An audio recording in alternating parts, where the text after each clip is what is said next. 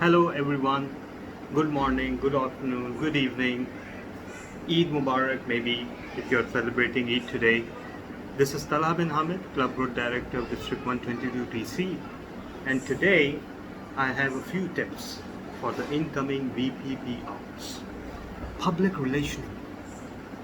It's a strange and weird position because most times a VPPR feels that they are alone, they get to do all the work and nobody appreciates them. And suddenly, when there's a contest, when there's a speakerthon, whenever there's another event, suddenly everyone is after VPPR, right? Uh, I've served as VPPR of two different clubs, and I have a few takeaways from that position, from my experience, and I think that it will be useful if I share those with you. Number one, engage, engage, engage. I gave the same tip for incoming club presidents, and it's equally valid for VPPR. You have to find new ways to engage with members. What do I mean by engage though? Engaging means that you should keep the presence of your club alive in the minds of your members, in the minds of the Toastmasters community, and in the minds of the general public. There are three tiers: your club, other Toastmasters, and the world at large. How do you engage them? Well, find a new way. Find a new way every day. Float a message, send a reminder about the next meeting. I sort of developed a schedule for the entire week. So for example, let's start with the day of your club's meeting. For example, if it's Wednesday, then Wednesday is pretty much covered because the agenda is floated, and maybe you can make a nice poster advertising the time and day of the meeting, and also advertise the speakers, put some nice portraits. That is your meeting day covered. The next day you announce the winners with photos, right? The next day to that, you put up a nice meeting bulletin, recap the meeting, what happened, what was the theme, who played what role, who won, things like that.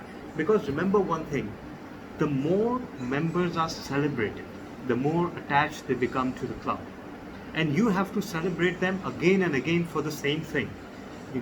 If someone wins the best speaker, for example, there's an immediate announcement at the meeting. Then there's an immediate announcement after the meeting on the WhatsApp group with a photo, right? Then perhaps there's a certificate or a poster the next day. Why not? And then on the fourth day, they get a mention in the meeting bulletin. The more you will celebrate members, the more cherished they will feel. And the more cherished they feel, the more attached they become to your club. Then maybe at the weekend, you can put up a recap of your club's achievement for the year, for the week. If someone has won an education award, if someone has crossed a pathway level, then put up a nice poster, right? Find a way to engage each and every day. Remind your members, remind the world that your club exists. My second tip would be, and it's the same tip that I gave to VP Educations, get an assistant, get a teammate, get two teammates. But these teammates should be preferably media savvy, and they should be able to generate content on the fly. Okay, so if you need a poster done, if you need a bulletin done, if you need an advertisement done, they should be able to come up with it within a few hours, because time is of the essence. And that's my third tip.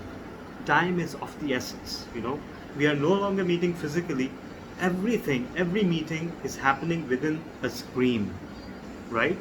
Within those same 7 days, within the screen. And every club in your area, district, every club in the world is competing for the attention of Toastmasters. It's a whole new ball game, and you have to stand out. How can you stand out? Again, engage. Advertise your meeting. Create a nice poster. Advertise the theme of the meeting. Get people excited, because at any given point in time, a Toastmaster, if they are not a member of your club, they have at least 15 meetings to choose from around the world. So why should they choose your meeting? Think about it. highlight the unique attributes of your club, promise them that they will have the time of their life. You know, feel free to make bold claims, because this is the name of the game these days. So you have an assistant, you give them a timetable, and you follow the timetable. Okay, don't take up anything that you cannot sustain. Your level of activity should be sustainable, and that's why you need a team. My next tip is get friendly with PowerPoint. Do you realize how friendly, how powerful PowerPoint is? I bet you didn't know that you could make videos in it. I bet you didn't know that you could turn those animations into videos, into logos, into fancy animated in and out graphics. And then you can take that same animations, you can export them, and you can use them in a dedicated video processing program. I bet you didn't know that. I bet you didn't know that you can export any graphics as a vector in PowerPoint. So if you draw a circle, a square, if you come up with a really nice heading, just right click on it, save as picture, and create a vector. And you can use it anywhere, in Photoshop, anywhere. PowerPoint should be your base. Import the official Toastmasters color palette, install Gotham font, Myriad Pro font, and Arial in your laptop or PC or whatever, and there you are. You're off to the races. You've got to follow the color palette, and you've got to follow the fonts. You've got to follow where and how you can place the Toastmasters logo, and for that you need to read the manual, the branding manual. So yes, please read up on it, because this is the first thing you should be reading as a VPPR. And there you go, you're off to the races. You don't need any other software. You can export PowerPoint slides in any format, in PDF, in PNG, in vector graphics, in SVG, you name it. JPEG is just the least powerful export available in PowerPoint. You can create newsletters in PowerPoint. You can create posters in PowerPoint. You can create logos in PowerPoint. So please make friends with PowerPoint, work with templates, develop templates for everything, and you're off to the races. Trust me, if you've got template for the meeting advertisement, if you've got a template for the meeting agenda, if you've got a template for an announcement, you're off to the races. And yes, that's a filler word I'm using these days quite a lot. Off to the races. I don't know why. I'm grateful that there's nobody counting this. Okay, my next step would be engage on social media. I know it's obvious enough, Facebook, but you know what? And what I'm about to say may not be politically correct, but Toastmasters is not for everyone. Toastmasters is not for a person who is so arrogant that they don't think they can learn public speaking skills or communication skills or leadership skills. Instead, they walk into your club thinking that, I could teach a thing or two to these people. You don't want those members. Kindly show them the door. Or if you don't show them the door, at least don't encourage them to become members, because they will ruin the environment of your club. I've seen many people walk in, established trainers, professional public speakers, and they have been able to improve their skills in Toastmasters. And they have told me openly that, when we walked in, we thought that, we know pretty much all there is to know. But there's always more and more to learn. And where does the learning come from? Does it come from the manuals? Does it come from pathways? Partially, yes. But the main learning comes from other Toastmasters. They are always able to give you something that is unique. And which brings me to my next step. Listen to me carefully on this. Every Toastmasters meeting is a prestigious event. It's more prestigious than a TED Talk. Why? Because several Toastmasters put their heart and soul into developing original content, and then they deliver it before a live audience. How precious is that? How often do you see that happening? Toastmasters is a priceless platform, not only for communication and leadership skills, it is a priceless source of content, original content. Think about it. And you're just allowing it to dissipate once the meeting ends? No, celebrate it again, publicize it. Record the speeches, put them on YouTube with proper hashtags.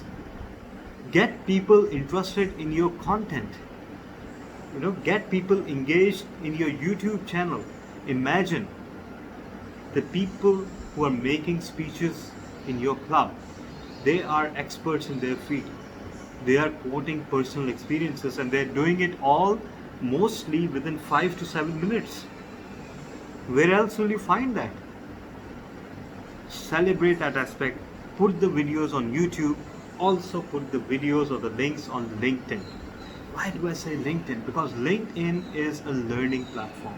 People are there to seek out jobs, to seek out potential employees, potential employers. They are seeking professional advice, they are giving professional advice, and that is the perfect hotbed for planting the seeds of Toastmasters. I've been recently working on the LinkedIn presence of my district and my home club. And trust me, you may get 1,000 hits and likes on Facebook, and none of them is a convert. But you may get a few dozen hits or likes on LinkedIn, and you will inevitably get a query that how can I join your club? Trust me on this, try it. LinkedIn is the perfect match for Toastmasters, because people on LinkedIn, they are not looking to flaunt their skills, they're not looking to dominate an audience, they're not looking to impress others with their prowess, they're looking to learn, and that's what Toastmasters is for. So in conclusion, please engage, develop content, develop a team, make friends with PowerPoint, approach the right kind of social media, find something new to do every day on behalf of your club and on behalf of the Toastmasters community. And lastly, look for the right kind of people, look for the right kind of social media. I believe if you continue to do that, it will work wonders. Through these techniques, I helped recruit more than 65 Toastmasters in my club alone. Granted, not all of them stayed, but most of them did. And I believe that's an amazing achievement for any club. Imagine, we are a community of 500 plus Toastmasters in our territorial council. And out of those 500s, my contribution, personal contribution, is 65 plus. So what does that tell you? That just tells you that I had an excellent team as a VPPR, I had excellent support from my ex-com, and I found something new to do every day to satisfy my creative urges as well as make it worthwhile, because it is representing working for a cause. So you get the best of both worlds. You or your team may have creative people, artists, web savvy people, right? People who are able to write very good text, people who are able to design really good graphics, and they're getting the satisfaction of creative expression, and in the process they're benefiting the whole community. So think about it, employ those people, employ as many as you want, and work for your club and work for the community. Trust me, if you employ some of these techniques, within no time you will find people flocking to join your club, and you will be facing no problems in existing members renewing. Trust me on this, write these words. If you do all of this, managing your club will become 10 times easier. I hope you found some of this useful. You can contact me further. I will give my email ID in the link description below. I'll see you all, and I wish you, all of you, best of luck in your new role. I wish that your club reaches new heights of fame and fortune and goodwill under your regime as VPPR. Thank you so much.